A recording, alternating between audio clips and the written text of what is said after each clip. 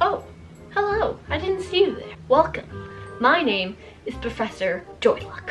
And on today's episode, we are discussing Mamma Mia 2. Here we go again.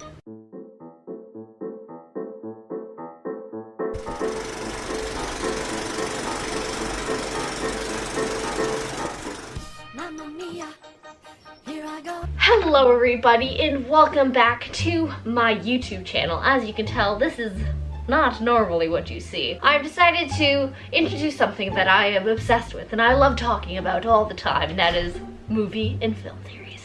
So, introducing the one and only Professor Joyluck. Hi. So, on today's debuting episode of my Professor Joyluck's film theory class. So today we are talking about Mamma Mia 2. Here we go again.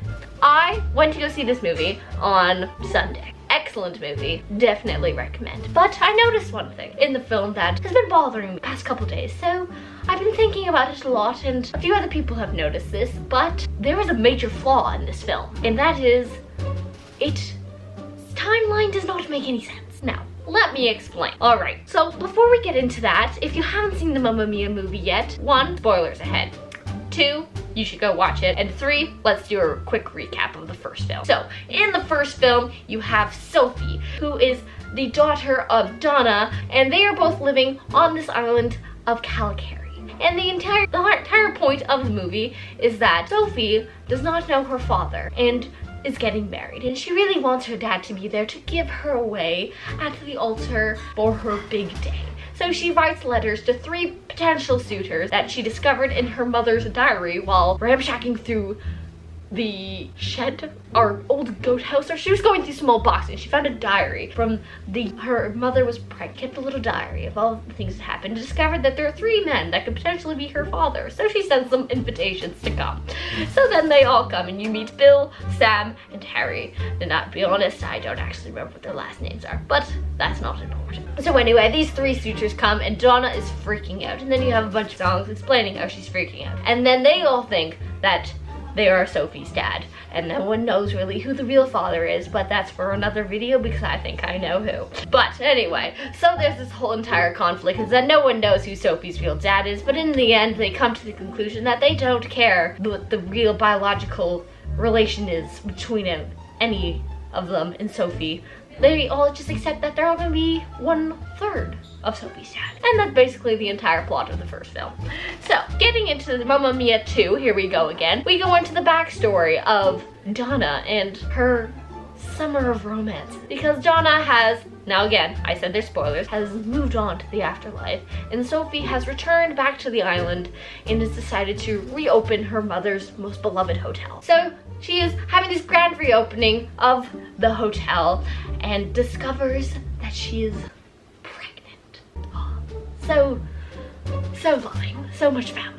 So she discovers that she's pregnant and she's like, man, how did my mom do this? She's rented this hotel, she's all alone. How did she do this? And then you learn about young Donna and all her experiences up to the point in which she gave birth to Sophie, and then the events of the first movie happen. So one thing in the first film, in one of the first songs in the movie, Honey Honey, it is Sophie talking to her friends. I believe their names are Louise and Lisa, or something along those lines. Well, anyway, she's talking to her friends about this diary that she found in the shed in some boxes, talking about the year that her mother was pregnant with Sophie. And in this diary, she goes through a series of dates in which she met Bill, Harry, and Sam. And this is how the order goes. I have the lyrics, I have the script right here, and I'm going to read it to you. Okay, well, I was ransacking some old trunks and I found this.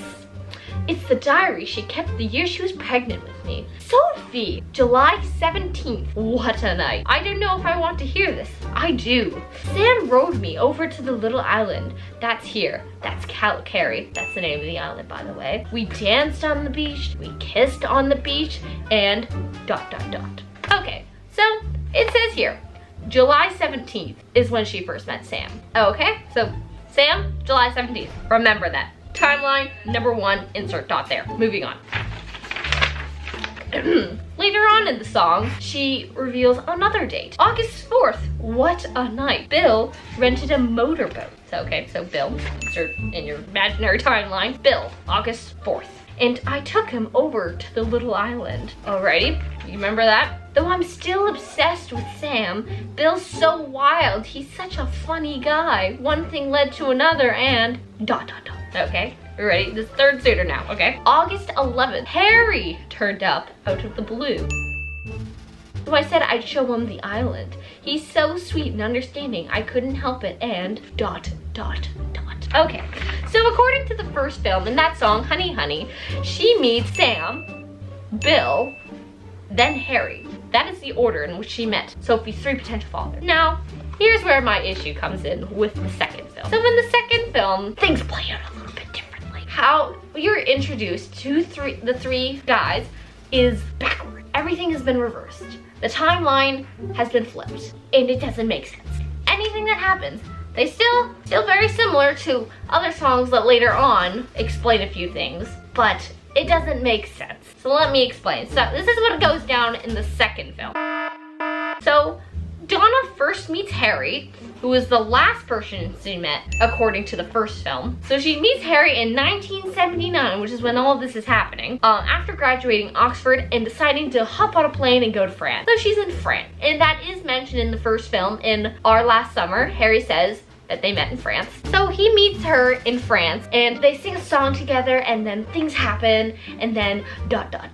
So then she meets him there and then decides to skip town and go to Greece. And on her way trying to get to Greece, she goes to the ferry docks and misses the ferry. Very reminiscent of the first film when Sam and Harry miss the ferry to Calicari. So she misses the ferry and she's like, and that's when she meets Bill, who happens to be conveniently there with his boat. Again, comparing, very similar, kind of being reminiscent, a little reference to the first film.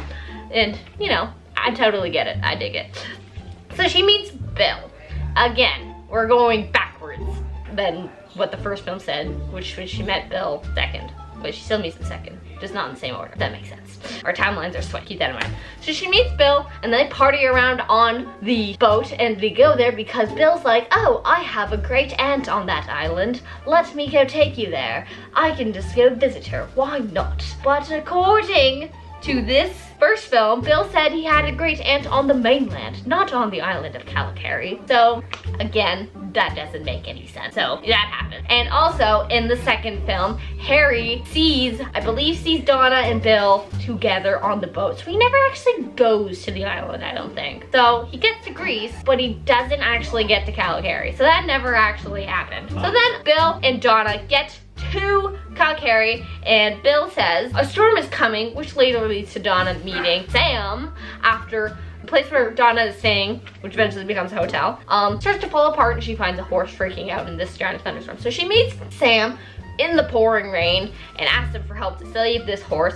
and then they bond over that momentous, traumatizing saving animals event. And that's how she meets him. And then Donna's like, yo, why are you here on this island? And he's like, oh, I'm just trying to escape my structured and planned out life, and I live in this little hut in the middle of nowhere on this mountainside in Calicari. And she's like, wow, that's so fascinating. Can I see your hut sometime? And he's like, yeah, sure, let me show you my hut sometime. And then they go to the hut and ...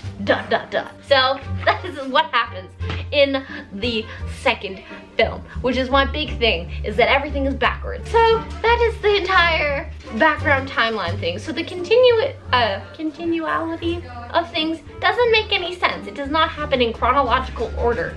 Everything is backwards. In the first movie, she's supposed to have met Sam, and then Bill, and then Harry, but that doesn't happen. She meets Harry, then Bill, then Sam, which I understand for plot purposes and romance and all that stuff and character development makes sense, but it doesn't make sense at the same time. It's very confusing because if things happen like they should have in the first movie, then this means that Donna went somewhere, I think, yeah, she went somewhere, went to Greece, met Sam and her went to the island, they hooked up, then Donna left, came back with Bill, and then left again to France, and then came back with Harry, instead of just meeting Harry in France, then going to Greece, and then just staying in Greece.